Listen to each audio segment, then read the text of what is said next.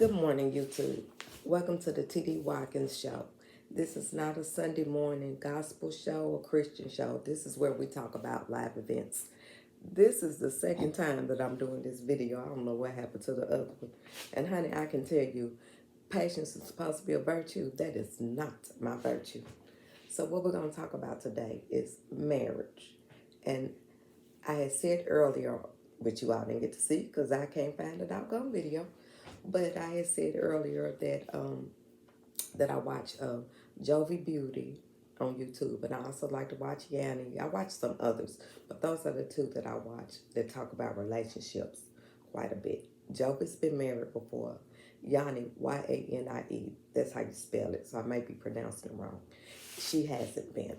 But one of the things that they always talk about is how to get married. And what I would like to talk about is how hard marriage is. You know, marriage is not always fun. It's not. And some people will tell you, I've never had a cross word with my husband. I have. And as a matter of fact, it took me years to learn the proper way to argue. And then even now, sometimes I don't do the right thing. You know, he may get on my nerves and I'll start, get out of my face, But that's not healthy. The healthy way to do it is just to stay calm, keep a level voice, and just let them know, hey, I need to be away from you right now, and we'll talk about this again at a later time, or even maybe another day. You may be so mad that the day that he wants to talk about it is not a day, then it needs to be talked about, and that's okay. There's nothing wrong with that. So don't let anybody tell you that it is. Everybody's marriage is different. There is no such thing as a textbook marriage. I move my tablet back a little bit, y'all. And people will tell you that there is, but that's not true. There is no such thing as a textbook marriage. And you have to do what works for you. As long as your husband or your wife, as long as you're being respectful to one another, your marriage is going to work because you're going to be able to talk things out.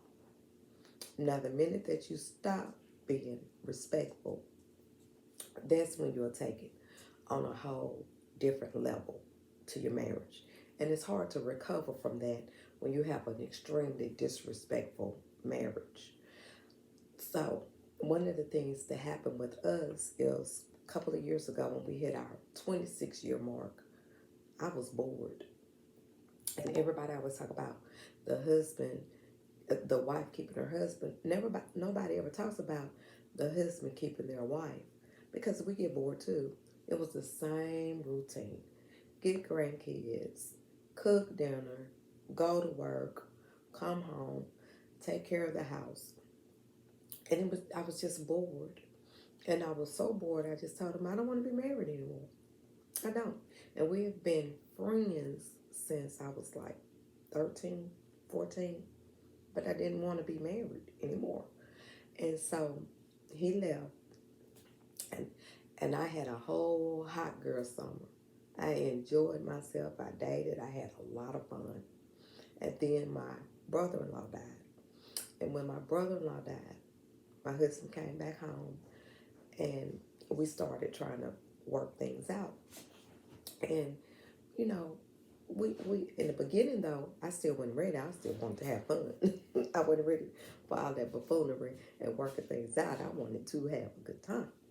So then when I was finally ready, we just sit down and we talked about it, and we had to reset. There had to be a whole new set of rules that we hadn't had before. You know, there had to be, okay, he doesn't like to fly, he doesn't like to go and do this, he doesn't like, but we have to try all of those things. So anyway, I had to pause my video for a minute. My granddaughter was in there making all kind of noise. So anyway, so when he came back, we set a new set of ground rules. We'll go out together. We're gonna do some of the things that I want to do, that I enjoy. Like we're taking the grandkids to Disney World in July, but it's things that I enjoy that we're gonna have to start doing. That he has to get out of his comfort zone. And so he agreed to that. So for the most part, everything has been going pretty good, you know. But I have to remind him because every now and then he want to slip back into where we were. We can't slip back into where we were because if we slip back into where we were, then I'll slide out of the marriage. And I want to also tell you all ladies, don't let anybody tell you that over 50 you won't be able to date. Because just like you may be single or you may be newly divorced or newly widowed, somebody else is too. Somebody else is too. So don't you ever think that. But one of the things that I found, and I hate to hear women say, well, you know, but this is what you need to do to get married. This is what, but it's more to it than just getting married. What happens after the wedding day? You have to stay married. You have to stay together. And that's the hard part. The hard part is staying together. But if you all can communicate and just get a sense of understanding, and a lot of things that helps is my husband and I, we were friends. We were friends before we got married. So that helps a lot. But that's also a double-edged sword because if you're friends before you get married, once you get married and things start going downhill, then you'll revert back to the friendship and you'll just be in the marriage, but not really being married, if that makes sense.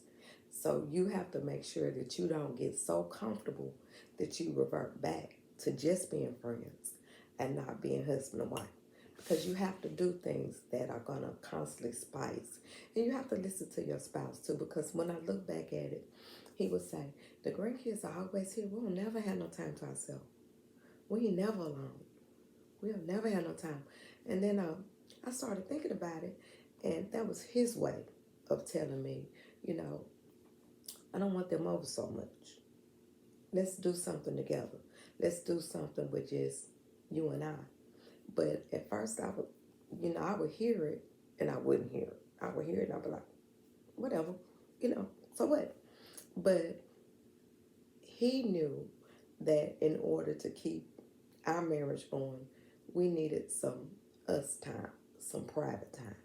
Now, one of the things that I like that he doesn't like is I'm like, let's go out of town. Let's go to a hotel. We could even do something local. And he likes to be at home at night in his house. He doesn't like spending the night somewhere else strange. But he had to get out of his comfort zone for that because those are things that I like to do. And he had to be fair about it. It couldn't be just everything was contingent on what was best for him. That wasn't the way that was going to go. And it couldn't be that everything was contingent on me because one of our hard things is I work daytime and he works in the evening. He doesn't get off until 2 or 3 in the morning. I'm asleep when he gets off, and during the day, he sleep all day. And then it's time to go to work. So that makes it kind of hard too because a lot of people think as your marriage goes on, it gets easier and easier. It doesn't. You know each other, but it'll start getting boring. That's the part that you don't want. You do not want a boring marriage because what you won't do, somebody else will. And that goes all through your marriage. And that's why, too, ladies, when you get married, you can't. My grandmama always said, however you get them is how you keep them. Don't start stuff that you're not going to want to continue to do through the whole marriage. And she was right about that. And you can't get married and then just start letting yourself go. Because he would say stuff like, I would hear him telling my brother-in-laws, she always got her scarf on when she go to bed. She always got a bonnet on. So now, sometimes I do take my bonnet off when I go to bed. Because he don't want to see the bonnet all the time. So I make sure I take that off. Or he'll say, wear your sexy panties. Quit wearing your granny panties, So we have to listen to them just as well as they have to listen to us in order to make this. Okay, guys. Third time is a charm. This is the third time I've done this video, but I'm just going to end it here. and I'm going to edit it all together. But thank you so much for tuning in to the TD Watkins. This has been the TD Watkins channel. It's Sunday morning with TD Watkins. And thank you all so much for tuning in. And I'll be back next Sunday morning. If it's something you all want to talk about, give me some comments. Please give me some thumbs up. And please subscribe. Thanks.